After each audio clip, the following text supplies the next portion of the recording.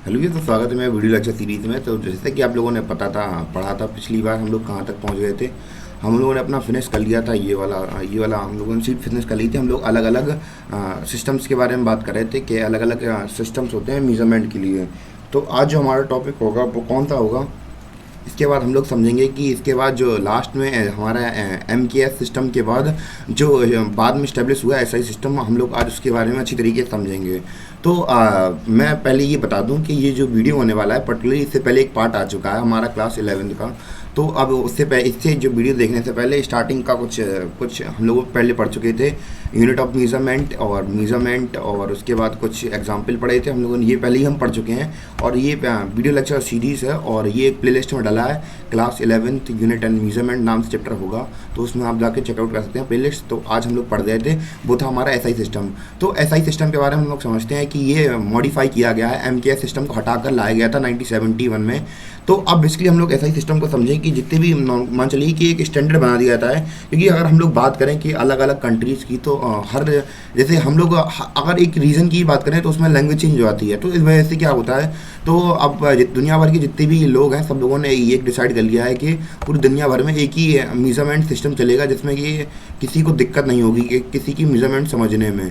तो अब इसलिए क्या कहा जाता है, एक स्टैंडर्ड बना दिया गया पूरे वर्ल्ड के अंदर कि सभी लोग इसको फॉलो करेंगे, क्योंकि हम समझते हैं कि अलग अलग लैंग्वेजेस में अलग अलग सबको अलग अलग हो जाता है। तो इस वजह से क्या होता है कि पूरे वर्ल्ड के लोगों ने, वर्ल्ड में जितनी भी फिजिक्स की किताबें होंगी हर कंट्री की, इंडिया की, रशिया की, फ्रांस की, यूएसए की, जर्मनी की, सभी लोग किसका यूज़ करेंगे, एसआई सिस्टम का यूज़ करेंगे। इस वजह से इसको यूज़ कराया गया और इसके अंदर 7 फंडामेंटल यूनिट्स होते हैं और 2 सप्लीमेंट्री यूनिट्स होते हैं, और हम लोग उनको अच्छी तरीके से देख ले रहे हैं क्या कौन कौन से होते हैं। सबसे पहले हम लोग लिखते हैं, ये बेस क्वांटिटी है और ये उसके यूनिट से लिखे हैं। क्वांटिटीज़ कौन कौन सी हैं, टाइम है, लेंथ है, मास है, इलेक्ट्रिक करंट है, थर्मोडायनेमिक टेम्परेचर है, अमाउंट ऑफ सब्सटेंस है, ल्यूमिनस इंटेंसिटी है। तो हम लोग एक एक करके समझते हैं कि इनको कैसे कैसे नेम दिया गया है। तो सबसे पहले हम लोग समझते हैं टाइम के बारे में। टाइम का क्या है, इसका सिंबल टी होता है और इसको हम लोग सेकेंड में नापते हैं और सिंबल एस होता है। लेंथ को नापते हैं, लेंथ के कई सारे मापने के तरीके होते हैं, ये यहाँ पे लिखे हैं, और इसको नापा जाता है मीटर्स में, सिंबल होता है एम। मास की बात करें तो इसका सिंबल होता है एम, नापा जाता टिपिकल सिंबल उसका ये होता है बिग क्वांटिटी का एम, और इसे नापा जाता है किलोग्राम्स में, और उसका किलोग्राम का सिंबल क्या होता है केजी। इलेक्ट्रिक करंट को आई में नापते हैं या एल में नापते हैं, और इसका जो बेस होता है बेस यूनिट होता है एम्पियर होता है। थर्मोडायनेमिक्स का बेस यूनिट केल्विन होता है। अमाउंट ऑफ सब्सटेंस का मोल होता है, केमिस्ट्री में पढ़ेंगे आप लोग आगे चल के। और ल्यूमिनेट इंटेंसिटी को, मतलब कि कोई बल्ब जलता है उसकी जो कितनी मात्रा में जल रहा है उसे कैंडला में नापा जाता है। तो यही था हमारा। और अब हम लोग समझेंगे मेथड्स ऑफ मेजरमेंट के बारे में।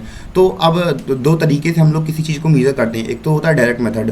डायरेक्ट मेथड के अंदर हम लोग समझते हैं कि हम लोग कैसे मेजरमेंट करते हैं, कि हम लोग किसी भी चीज़ को टच करके, जैसे नाप के तौल कर, तो हम लोग टच करके हम लोग उन चीज़ों को नापते हैं। जैसे कि यहाँ पे एग्जाम्पल दिया गया स्केल और इंची टेप वगैरह या किलोग्राम में नाप के हम लोग कैसे सब निकाल लेते थे। और दूसरा होता है इनडायरेक्ट मेथड। मान चलिए कि हमें पृथ्वी से सूरज की दूरी निकालनी है, या फिर चंद्रमा से पृथ्वी की दूरी निकालनी है, या फिर दूसरी गैलेक्सी से हम लोग को दूरी निकालनी है, तो हम लोग कैसे निकालते हैं, वो मेथड का यूज़ करते हैं हम लोग। इनडायरेक्ट मेथड होते हैं, उसमें हम लोग फॉर्मूलाज का यूज़ करते हैं, ट्रिग्नोमेट्री का यूज़ करते हैं। और इन्हीं के अंदर हम लोग 3 पार्ट पढ़ेंगे, वो होंगे पैरेलैक्स मेथड, रेदार मेथड और सोनार मेथड। जैसे कि आप लोगों को पता होगा रेदार मेथड में क्या होता है, हम लोग इलेक्ट्रोमैग्नेटिक वेव्स भेज देते हैं और वहाँ से टकरा जितनी देर में आती है उससे हम लोग अंदाज़ा लगा लेते हैं कि हाँ इतने दूर होगा कोई चीज़। तो आज का जो वीडियो था वो इतना ही था, क्योंकि इसके बाद जो होंगे न्यूमेरिकल स्टार्ट होंगे। तो बेसिकली मेरे पास अभी टच पैड है नहीं, तो इस वजह से मैं वीडियो बना के नोट पे वीडियो बनाऊंगा तो उसमें डाल दूंगा दोबारा से। तो प्लेलिस्ट में डल जाएगा वीडियो, आप लोग जाके चेकआउट कर सकते हैं। और तब तक के लिए धन्यवाद। उम्मीद है आपको लेक्चर समझ में आया हो। लेक्चर काफ़ी छोटा था पर काम का है।